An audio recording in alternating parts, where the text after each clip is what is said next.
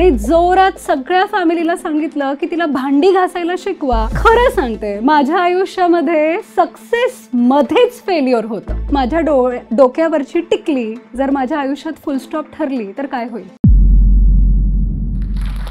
8वी नापास आणि आता इंटरनॅशनल सर्टिफाईड फायनान्शियल कोच आणि 2 प्रायव्हेट लिमिटेड कंपनीची को फाउंडर. फिनान्शियल क्लिनिक आणि फिनान्शियल क्लिनिक अकॅडमी या कंपन्यांना जन्म घेण्याचा प्रवास माझा कसा आहे हा काही मिनिटांमध्ये सांगणं हे तितकं सोपं नाही आहे, पण तरी मी प्रयत्न करते. माझे नाव हर्षल कोठारी. मी संभाजीनगरमधून शारदा मंदिर कन्या प्रशालेची एक विद्यार्थिनी. घरामध्ये आई, बाबा, माझे 2 भाऊ आणि बहीण, दोन्ही माझ्यापासून लहान, म्हणून एका जैन मारवाडी फॅमिलीतल्या एका मध्यमवर्गीय व्यापाऱ्याची मी मोठी मुलगी. बाबांना दुकानात मदत करणे आणि आईला घरात मदत करणे आणि शाळेमध्ये जाणे इतकंच माझं आयुष्य. कधीही शाळेमध्ये खूप असं अभ्यासाची आवड कधीच नव्हती. नेमका अभ्यास कसा करायचा हे कधी कोणी सांगितलंच नाही. म्हणून आयुष्यात एक टर्निंग पॉइंट येतो ना, तसं माझ्याही आयुष्यात आला. सुट्ट्यांमध्ये मामांच्या गावाला नाशिक कळवणमध्ये होते आणि एक फोन आला बाबांचा, आणि तो फोन माझ्या फ्रीडम फायटर नानांनी उचलला. तर न्यूज होती, हर्षल 8वी मध्ये नापास झालेली आहे. नानांनी रागाच्या भरात दात कचकन दाबले आणि जोरात सगळ्या फॅमिलीला सांगितलं की तिला भांडी घासायला शिकवा, 12वी ग्रॅज्युएशन करायला आणि नंतर तिचं लग्न करून टाकू. कुठेतरी मनात चुनचुन येऊन गेली. माझ्या डोक्यावरची टिकली जर माझ्या आयुष्यात फुल स्टॉप ठरली तर काय होईल. मी ठरवलं की मी अभ्यास करेल. सुट्ट्यांमधून गेल्यानंतर निश्चय करून अभ्यासाला लागले.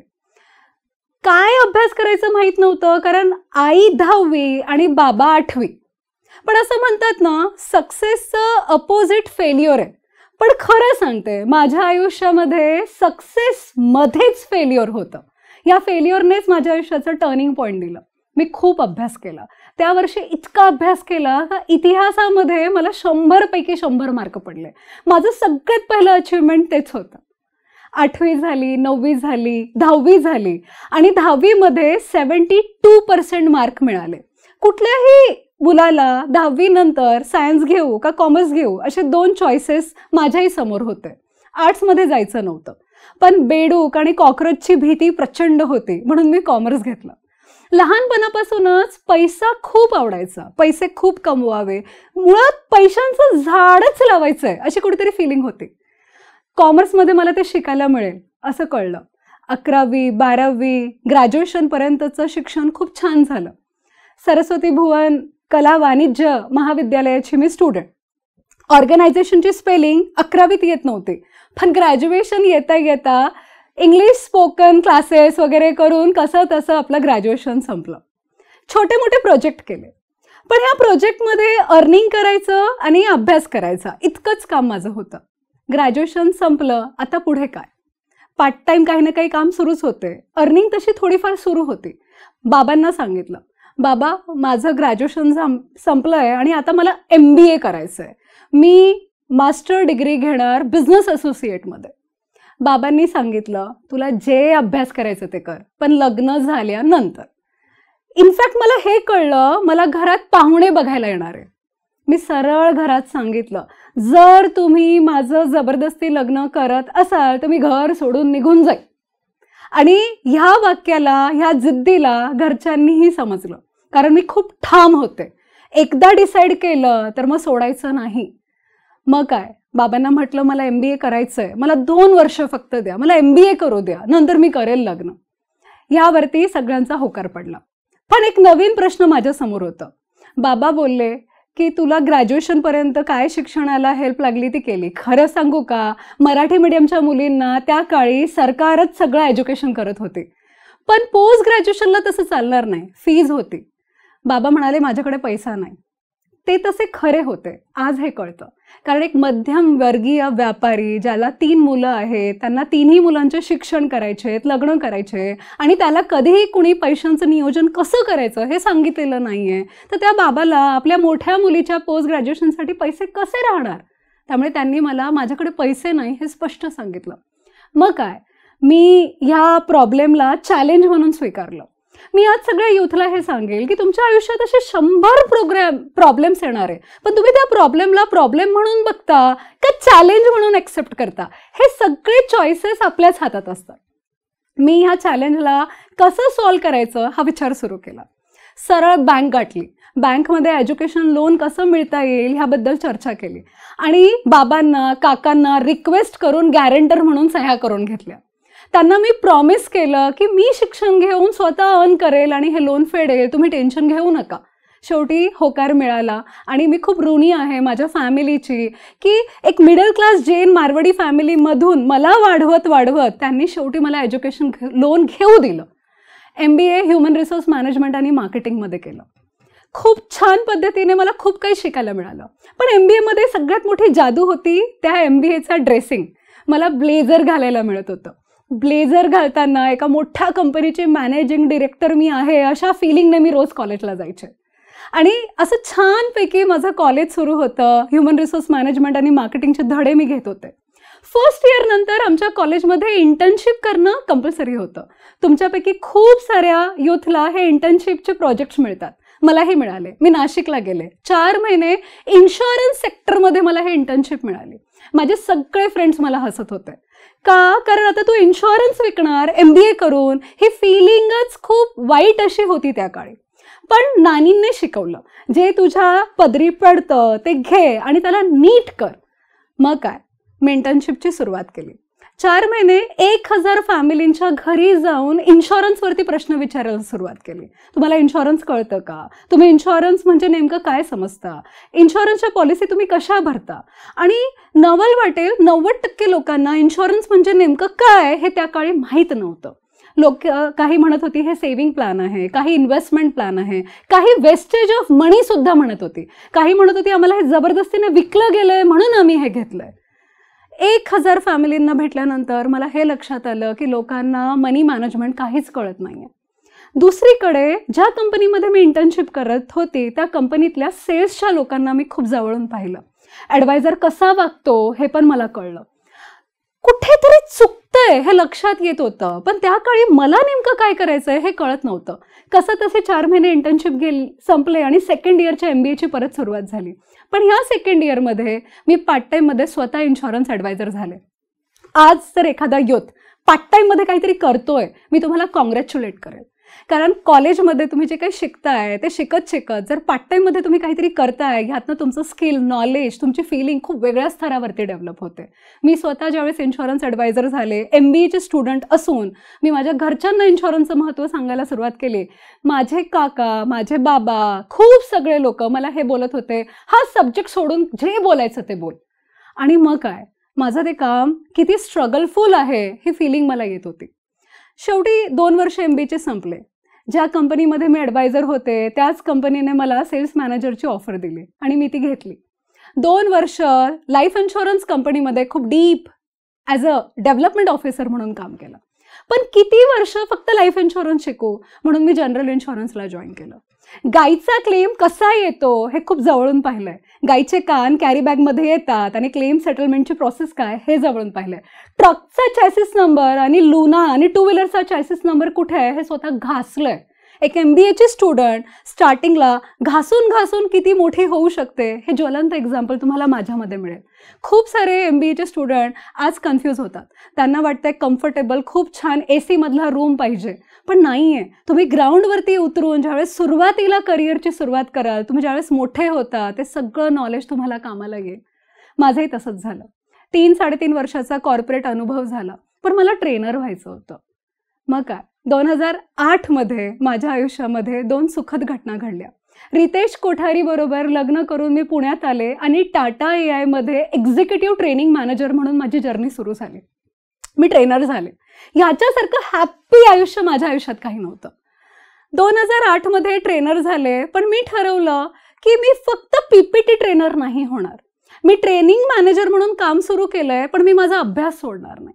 मग काय, 2008, 9, 10 या 3 वर्षामध्ये मी इन्शुरन्स इन्स्टिट्यूट ऑफ इंडियाची असोसिएटची डिग्री घेतली.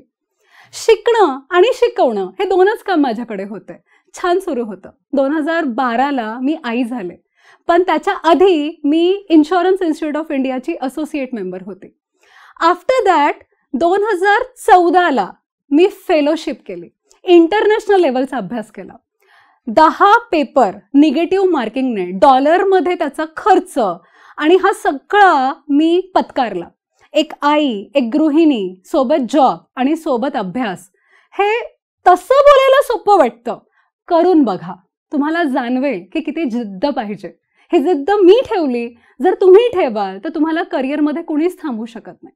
खूप लोकांना असं वाटतं की कॅश म्हणजे पैसा म्हणजे करिअर. सॉरी, करिअर म्हणजे काश, नॉलेज, स्किल, ॲटिट्यूड आणि हॅबिट. जर तुमचं नॉलेज करेक्ट असेल, जर तुमचं ॲटिट्यूड करेक्ट असेल, जर तुमचे हॅबिट्स करेक्ट असतील, आणि जर तुम्ही स्किल डेव्हलपमेंटवरती काम करत असाल, आज नाही तर उद्या तुमचं करिअर हा मोठा होणारच. माझंही तसंच झालं. मी फेलोशिप केली, आणि ह्या फेलोशिप नंतर मी माझं ट्रेनिंगमध्ये cluster training manager to national project head झाले. 14 वर्ष टाटांनी मला इथिक्स, व्हॅल्यूज शिकवले. टाटाचा माझ्या आयुष्यावरती खूप मोठा प्रभाव आहे, कारण 14 इयर्स मी त्या कंपनीमध्ये काम करता करता जे काही शिकले आणि शिकवलं, ह्यातनं मला खूप काही मिळालं. ह्या पूर्ण जर्नीमध्ये मी कॉफी प्यायला गुडलक कॅफेवरती जायचे. 4 वर्ष चहा पिण्यासाठी गुडलक कॅफेवरती जायचं आणि आसपासच्या लोकांना बघायचं. आसपास काय दिसायचं? एका पोस्ट ऑफिसचा ॲडवायझर कुणाला तरी सांगत असायचा की पोस्ट ऑफिस सेफ आहे, बाकी सगळं खराब आहे. कधीतरी इक्विटीवाला कुणाला तरी सांगायचं 3 वर्षामध्ये 5 वर्षात तुमचे पैसे डबल होऊन जातील. कधीतरी कुठला तरी इन्शुरन्स ॲडवायझर हे सांगायचा की माझीच कंपनी क्लेम देते, बाकी कंपन्या क्लेम देतच नाही. कधीतरी लोनवाला कुणाला तरी सांगायचा की तुम्ही 5 लाखाचा जर FD केला तर तुमचा लोन सँक्शन होऊन जाईल. हे खूप जवळून बघायचे. विचार करा, एक इंटरनॅशनल सर्टिफाईड फायनान्शियल कोच, जे इन्शुरन्स इन्स्टिट्यूट ऑफ इंडियाची असोसिएट मेंबर आहे, जिने 80 कंट्रीमध्ये चालणारी फेलोशिप केली आहे, जिला वेल्थ मॅनेजमेंट कळतं, जिला पोर्टफोलिओ मॅनेजमेंट कळतं, जिला इन्शुरन्स कळतं, आणि ही 25,000 लोकांना आत्तापर्यंत शिकवत इथपर्यंत चहा पीत बसली आहे, आणि तिच्या डोळ्यासमोर कुणीतरी कुणाला तरी काहीतरी सांगतंय आणि ते अर्धसत्य आहे, ते खोटं आहे हे जाणवतं, पण तुम्ही काहीच करू शकत नाही. असं 3-4 वर्ष मी ऐकत होते. कुठेतरी हे वाटत होतं की ह्या टॉपिकवरती फक्त चर्चा करायला नको, की आपल्या भारतामध्ये पैसा कसा कमवायचा हे सगळ्यांना माहिती आहे, पण पैशाचं नियोजन कसं करायचं हे कधीच कुठल्या करिक्युलममध्ये शिकवलेलं नाही. पण ह्यावरती चर्चा न करता काहीतरी केलं पाहिजे. मी रितेशला, माझे जे अनादर को फाउंडर आहे बॉबी जिबाल, ह्यांना नेहमी सांगायचे की मला काहीतरी करायचं आहे, मला लेमॅनला एज्युकेट करायचं आहे, मला प्रोफेशनल्स उभे करायची आहे. मी कसं सुरुवात करू मला माहीत नाही आहे, पण I want to do something. 14-20 वर्षाचा कॉर्पोरेटचा अनुभव, 14 वर्षाचा ट्रेनिंगचा अनुभव, एक national project head, 5 star 3 star हॉटेलमध्ये माझे ट्रेनिंग सेशन, प्रचंड मिळणारा रिस्पेक्ट, हे सगळं सोडून परत शून्याने काहीतरी सुरुवात करायची. ही फिलिंगच खूप भारी होती. मी रितेशला बोलले. माझा नवरा म्हणाला तुला करायचं आहे ना, कर, मी आहे सोबत. मग काय, आय स्टार्टेड. मी दुसऱ्या दिवशी जाऊन जॉब सोडला, स्वतः सोडला. मी नोकरी सोडले, आणि हाहाकार होता, कारण सगळ्यांनी मला फोन करून विचारलं की तू का सोडते. माझे स्वतःचे फॅमिली मेंबर्स मला हे बोलले की हर्षल, इतकी चांगली नोकरी सोडू नको, का तुला बिझनेस करायचं आहे. आता हे का होतं हे सांगते. बिझनेसमध्ये पडायचं असतं आणि नोकरी धरायची असते, ही सर्वसामान्यांची संकल्पना. पण खरंच का असंच आहे का? बिझनेसला धरून कधी बघितलंय का? नोकरी आपण पकडतो तसं बिझनेस पकडलं तर बिझनेस मोठं होणार नाही. माझ्याकडे नॉलेज होतं, माझ्याकडे स्किल होतं, माझ्याकडे ॲटिट्यूड होतं, मी हॅबिट करेक्ट करत होते, मग कशाची भीती. मी ठामपणे निश्चय केला की मी काहीतरी वेगळं सुरू करेन, आणि मी सुरुवात केली. फिनान्शियल क्लिनिकचा तसाच जन्म झाला. भारतातलं पहिला पैशांचा दवाखाना. कुणीही फेल होण्यासाठी प्लॅन करतं का? कुणीच तसं प्लॅन करत नाही. मग लोक फेल का होतात? या 5 वर्षात मी काय केलं? या 5 वर्षात मध्ये मी 5 लाख लोकांना मनी मॅनेजमेंटचे धडे शिकवले. मी 300 पेक्षा जास्त ॲडवायझरला प्रोफेशनल म्हणून उभं करते, कारण मी एकटी इतक्या मोठ्या जनसंपर्कात जाऊ शकत नाही. तर खूप प्रोफेशनल गल्लोगल्ली असले पाहिजे, आणि एजंटगिरी छोडो, फिनान्शियल डॉक्टर बनो, ही माझी मोहीम आहे. कमिशन एजंट नसतात, काही मिशन एजंट पण असतात. जे मिशन एजंट आहेत त्यांच्यासाठी ही खूप छोटीशी अशी संकल्पना आहे. 700 पेक्षा जास्त विडोंना मी क्लेम सेटलमेंटला गाईड केलं आहे. हे सगळं करताना जे सुख मिळतं आहे ते तुम्हाला मी एका शब्दात कसं सांगू. एक पुस्तक आहे ज्याने माझ्या आयुष्यात खूप प्रभाव केला. त्या पुस्तकाचं नाव आहे डाईंग एम्प्टी. असं म्हटलं जातं की सगळ्यात मोठं महागडं जागा कुठे आहे तर स्मशानभूमीमध्ये आहे. जर तुमच्याकडे काही आयडियाज असतील, तुमचे थॉट प्रोसेस असेल, तुमच्याकडे काही नॉलेज असेल, ते घेऊन मरू नका, जस्ट शेअर करा लोकांबरोबर. हे डाईंग एम्प्टीच्या पुस्तकातनं कळलं आणि त्याच पुस्तकामधून शिकलेले इथिक्स, व्हॅल्यूज जे काही माझ्या कॉर्पोरेट आयुष्यातनं शिकलेले, माझ्या नानांनी फ्रीडम फायटर म्हणून मला जे काही शिकवलं, हे सगळं घेऊन माझ्या परिवारासकट मी फिनान्शियल क्लिनिक आणि फिनान्शियल क्लिनिक अकॅडमी एक खूप छान असं स्वरूप दिलेलं आहे. ही माझी स्टोरी होती. आय होप या स्टोरीतनं तुम्हाला काहीतरी वेगळं मिळालं असेल. जोश टॉकने मला माझी ही स्टोरी तुमच्या समोर ठेवण्याची संधी दिली. Thank you so much. भारत में 50% से भी कम औरतें आर्थिक रूप से स्वतंत्र हैं। सवाल ये है कि बाकी औरतें फाइनेंशियली इंडिपेंडेंट क्यों नहीं हैं? कौन से चैलेंजेस और रुकावटें सामने आती हैं? हमने काफ़ी औरतों से बात की और कुछ मेजर चैलेंजेस सामने आए, जैसे कॉन्फिडेंस की कमी होना, इंटरव्यू में सेल्फ डाउट आना, घरेलू कामकाज की वजह से घर से निकलकर काम ना कर पाना, जॉब्स ना ढूंढ पाना। हम जानते हैं कि एक औरत के लिए अपनी पर्सनालिटी को डेवलप करना, आत्मनिर्भर बनना और इन चैलेंजेस से लड़कर आगे बढ़ना मुश्किल होता है, लेकिन इम्पॉसिबल तो नहीं। इन्हीं बातों को समझते हुए जोश टॉक्स भारत की औरतों के लिए एक प्रोग्राम लेकर आया है जो हमें करियर में सक्षम बनाएगा और फाइनेंशियल इंडिपेंडेंस की मंजिल तक साथ खड़ा रहेगा। ये एक ऐसा प्रोग्राम है जिसमें हमें एक्सपर्ट से ट्रेनिंग मिलेगी, मेंटरशिप मिलेगी और थ्रू आउट हम एक विमेन ओनली कम्युनिटी का हिस्सा बन पाएंगे। हम सब औरतों के कई सपने होते हैं जो किसी ना किसी वजह से अधूरे रह जाते हैं। अब समय है कि हम अपने गोल्स को एक्शंस में बदलें और socially, economically end mentally independent बने। और जानकारी के लिए डिस्क्रिप्शन और पिन कमेंट में दिए गए फॉर्म को भरकर हम जोश की टीम से डायरेक्टली कनेक्ट कर सकते हैं। हा व्हिडिओ आपल्याला कसा वाटला हे आम्हाला कमेंट सेक्शनमध्ये कळवा आणि आपल्या मित्रांसोबत शेअर करायला विसरू नका.